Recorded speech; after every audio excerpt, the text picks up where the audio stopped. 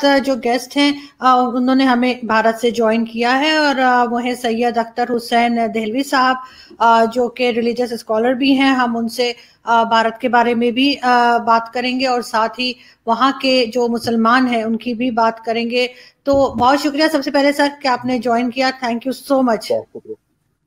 Sir आपको मैं सबसे पहले आपको मौलाना साहब ये बताती चलूं कि मेरे जो पेरेंट्स थे, मेरे जो वालिदैन थे, वो भारत से पाकिस्तान शिफ्ट हुए थे जब वो यानी छोटे थे और बच्चे थे उनके पेरेंट्स। तो जो मेरी मदर हैं, जो अम्मी मेरी आई थी, वो दिल्ली से आई थी और फादर मेरे इलाहाबाद से यहाँ पर शिफ्ट हुए थे, जो कड़ा वहाँ पे एक इलाका है इलाहाबाद में।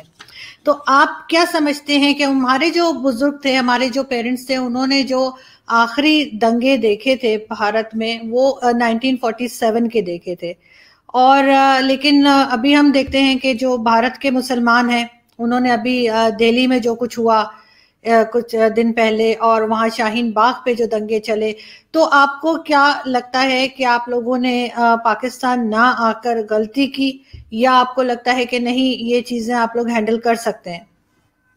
देखिए, पहली चीज तो ये है कि हम लोग पहले दिन से इस बात पे कायम थे कि मजहब की बुनियाद पर मुल्कों की तकसीम नहीं की जा सकती है। हिंदुस्तान खुद अपने आप में कितनी बड़ी तहजीब था। अगर आप देखिए मेसोपोटामिया हो और मेसोपोटामिया या मिस्र की तहजीब और इराकी तहजीब के बाद मोहनजोदाड़ो और हड़प्पा जो थी वो दुनिया की कदीम तर तहजीबों में थी। तो हमारे यकीनी तौर से मजहब अलग अलग हो गए थे, लेकिन मजहब की बुनियाद पे तकसीम खुद अपने आप में एक बहुत बड़ी, आज भी मैं मानता हूँ, एक बहुत बड़ी गलती थी। फिसादात और जो समाज के अंदर जो इख्तलाफात होते हैं वो हर समाज में मौजूद हैं। मैं आम तौर से जब मेरे कुछ दोस्त मुझसे पूछते हैं कि हिंदुस्तान के अंदर जो है वो मजहब की बुनियाद पे फिसादात होते हैं, तो मैं इनसे पूछता हूँ कि ठीक है, मैं आपकी इस बात को मान लेता हूँ, यमन और सऊदी अरब के अंदर किस बुनियाद पे झगड़े हो रहे हैं, इराक के अंदर किस बुनियाद पे झगड़े हो रहे हैं, अफगानिस्तान के अंदर किस बुनियाद पे झगड़े होते हैं, तहरीक तालिबान किस बुनियाद पे मासूम बच्चों को स्कूल में घुस के जो है उनको जो है हला के शहीद कर देती है। तो फिसादात या समाजी इख्तलाफात हर समाज में होते हैं और मैं आज भी इस बात पे कायम हूं कि एक मुश्तरका और मुत्तहिदा समाज की अगर हम उस वक्त वकालत करते तो आज बर्र-ए-सग़ीर का नक्शा कुछ और होता।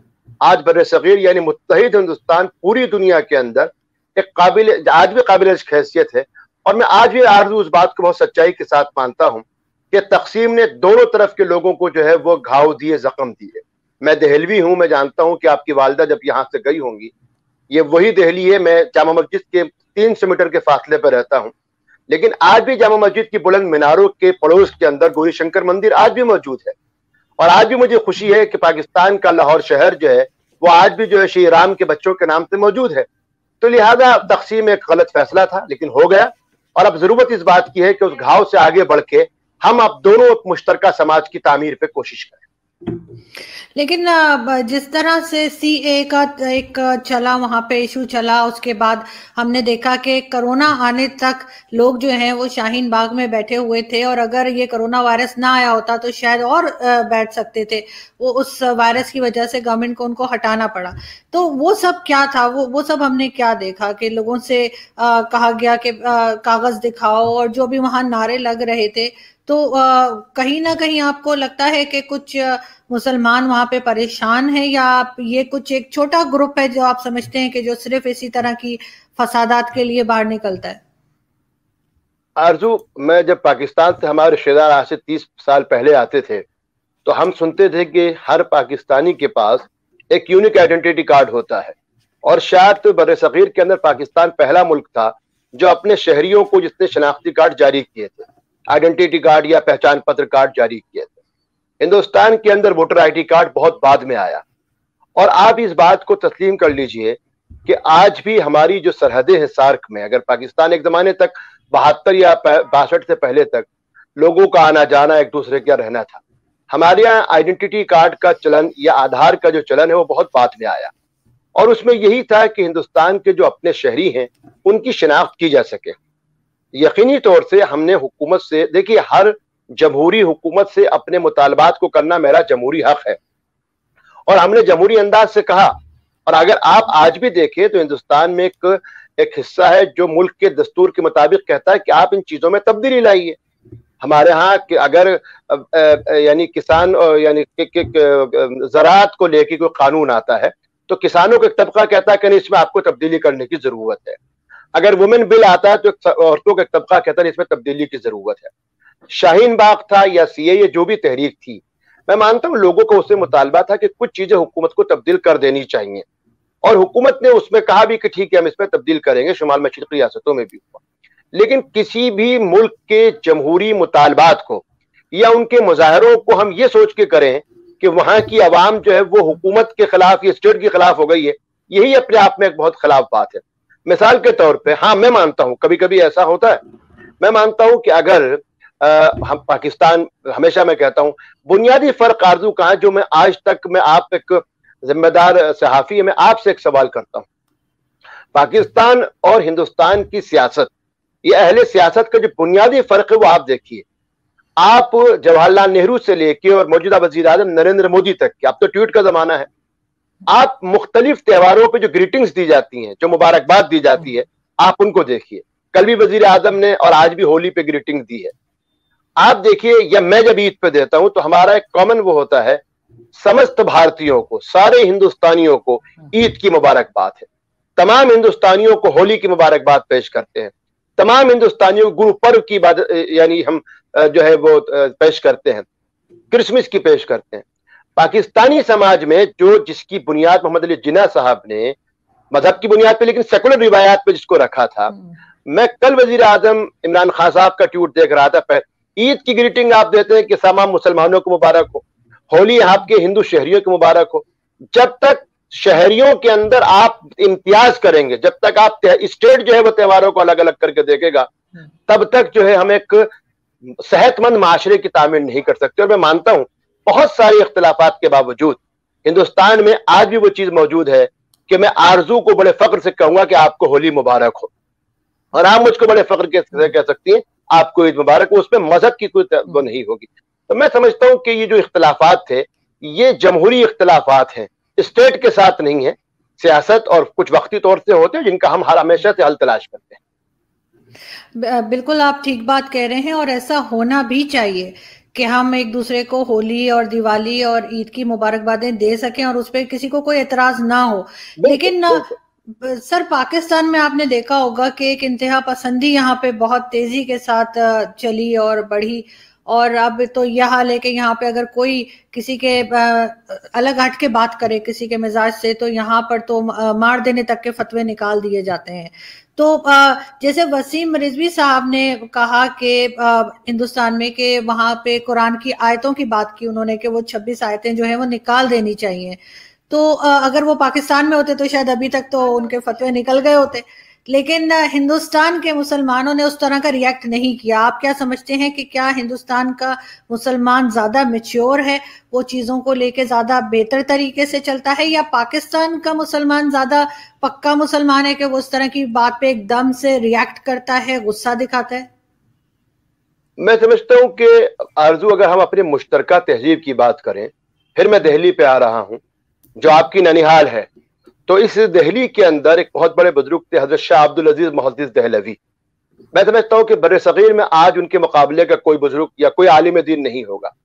ان کے زمانے میں ایک شخص نے حضرت محمد صلی اللہ علیہ وسلم کا ایک پینٹنگ بنائی اور ان کے پاس وہ لے کے آیا اور کہا کہ میں یہ آپ کو دینا چاہتا ہوں. اگر آج کا کوئی عالم ہوتا وہیں پہ وہ فتویٰ دے دیتا کہ صاحب اس کے ساتھ جو ہے زیادتی یا اس کو جو ہے اس پہ ارتداد لاگو کر دیا, کفر لاگو کر دیا جائے. شاہ صاحب نے بہت جواب دیا, آپ نے بڑی محنت کی ہے, لیکن ہمارے یہاں ہر نیک کام کی ابتدا جو ہے وضو سے ہوتی ہے. یہی اچھا ہو کہ اس پینٹنگ کو آپ پہلے وضو کرا دیں. سر آپ کی آواز کم آ رہی ہے. آپ کی آواز آ رہی ہے؟ آپ کو آپ کی آواز ہلکی ہو گئی ہے. جی پہلے ٹھیک تھی. جی تو شاہ صاحب کے زمانے میں اب آواز آ رہی ہے آرزو آپ کو؟ جی اب ٹھیک ہے. جی اب ٹھیک ہے. شاہ عبدالعزیز محدث دہلوی کے زمانے میں ایک شخص نے پینٹنگ بنائی اور پینٹنگ لے کے شاہ صاحب کے پاس آیا. تو اگر آج کے لوگ ہوتے تو اس پہ فتوے لگا دیتے, لیکن شاہ صاحب نے کہا کہ ہر اچھے کام کی ابتدا وضو سے کی جاتی ہے. بہتر یہ کہ آپ اس تصویر کو بھی وضو کرا دیجئے. وضو کا جب پہلا لوٹا پانی کا ڈالا گیا, پینٹنگ ختم ہو گئی اور فساد ختم ہو گیا. वसीम रिजवी साहब ने जो बात कही उस पर हिंदुस्तान की हुकूमत ने, हिंदुस्तान की बरसर इख्तिदार जमात ने, यहां तक कि जो फिक्री तंजीमें हैं हिंदुओं की या मुसलमानों की, सबने कहा कि इससे हमारा कोई ताल्लुक नहीं है, मजहब की तालीमात को बदला नहीं जा सकता है। और पाकिस्तान के अंदर आप देखिए बड़े अच्छे उलामा गुजरे हैं। मैं हमेशा अपने पाकिस्तानी दोस्तों से एक बात करता हूं कि जिन जिन मुल्कों में इस्लाम गया, इस्लाम की खूबी और कमाल यह था कि उसने कल्चर को अडॉप्ट कर लिया। अगर इंडोनेशिया के अंदर वो अपने नाम के साथ सुकानो और सुहारतो लगाते, हमें कोई इख्तिलाफ नहीं होता। अगर अरब लोग ईद के दिन तलवारबाजी के साथ जश्न मनाते, हमें कोई इख्तिलाफ नहीं होता। अगर हमारे पड़ोस में या आपके पड़ोस में ईरान नौरोज मनाता है तो हमें कहीं पे गैर मजहबी चीज नजर नहीं आती। अगर मिस्र के अंदर मेसोपोटामिया या जो है वो अहराम मिस्र की ताजीम करते हैं, या ताजीम का मतलब इसको प्रिजर्व करते हैं, हमको कोई इख्तिलाफ नजर नहीं आता। वही चीज पाकिस्तान में आके शिद्दत पसंद क्यों बन जाती है, इख्तिलाफ क्यों बन जाता है? आप देखिए केरल जहां पे बरसगीर में सबसे पहले इस्लाम आया था, वहां के लोग आज भी अपने नाम के साथ कुट्टी लगाते हैं, लोकल नाम लगाते हैं। बांग्लादेश के अंदर और हमारे बंगाल और आसाम में देखिए लोग मजूमदार लगा रहे हैं। कल्चरल जब हम अपने आप को अलग करना चाहते हैं किसी भी जगह पे, पाकिस्तान के साथ जो मुझको दिक्कत लग रही है, जो मेसोपोटामिया ये मुश्तरका हिंदुस्तान की एक तहजीब थी, आज ये समझ भाई हम 712 से पहले भी पाकिस्तान का मतलब मैं बात करता हूँ, 712 से पहले भी आरजू सिंध मौजूद था, 712 से पहले भी जो है सक्खर मौजूद था, 712 से पहले भी हड़प्पा और मोहनजोदड़ो मौजूद था। आप हर चीज 712 पर जाके क्यों जोड़ मोहम्मद बिन कासिम से जोड़ देते हैं? उससे पहले की जो तहजीब और तमद्दुन है हमको उसको समझना होगा, हमारी एक मुश्तरका तहजीब और तमद्दुन है। और वसीम रिजवी हो या ऐसे जो भी लोग हों, जमहूरी समाज के अंदर जमहूरी लोग में इनकी कोई कदर कीमत नहीं है, लेकिन शिद्दत पसंदी की भी कोई हमको इख्तियार नहीं करना चाहिए। मैं हमेशा बड़े खुशी भी होती है, आप देखिए कि पाकिस्तान जिसने आज भी हम जो होते तो आबिदा खानम हो या हिंदुस्तान, हमने तो इन सबको हिंदुस्तान में ही सुना। और आखिरी बात जारजू, मुझको ये बताइए, जो लोग मौसीकी को लेके अव्वालों को शहीद कर देते हैं, गुलकारों को पे गोलियां चला देते हैं, मैं उनसे एक बात पूछना चाहता हूं, हिंदुस्तानी तहजीब और तमद्दुन, जब मैं आरजू हिंदुस्तानी तहजीब और तमद्दुन की बात करता हूं तो मुश्तरका बात कर रहा हूं मैं। हजरत अमीर खुसरो रहमतुल्लाह अलैह ने यानी ढोलक से तबला बना दिया, तार से सितार बना दिया, ठुमरी नगमा, ये सारी चीजें हजरत अमीर खुसरो ने दी हुई थी। बुल्ले शाह रहमतुल्लाह अलैह ने होली के लिए कहा खेलूं बिस्मिल्लाह के। आप कल्चरल से जब अपने आप को अलग करेंगे तो शिद्दत पसंदी पैदा होगी, क्या हिंदुस्तान हो या पाकिस्तान। हमको शिद्दत से बचना है, तहजीब से जोड़ना है। और यही मैं समझता हूं कि सबसे बड़ी इस्लाम की भी खूबी है कि उसने लोकल कल्चर को इख्तियार किया था। लेकिन आरजू मुझको तकलीफ होती है जब मैं अपने पाकिस्तान के अक्सर लोगों से मिलता हूं, पाकिस्तान में कल्चरल जो डिजास्टर आया है, अपने आप को 712 से पहले देखने की जो कोशिश हो रही है, उसने कहीं ना कहीं बानियाने पाकिस्तान या उसके बाद के लोगों की भी जो सोच थी उसको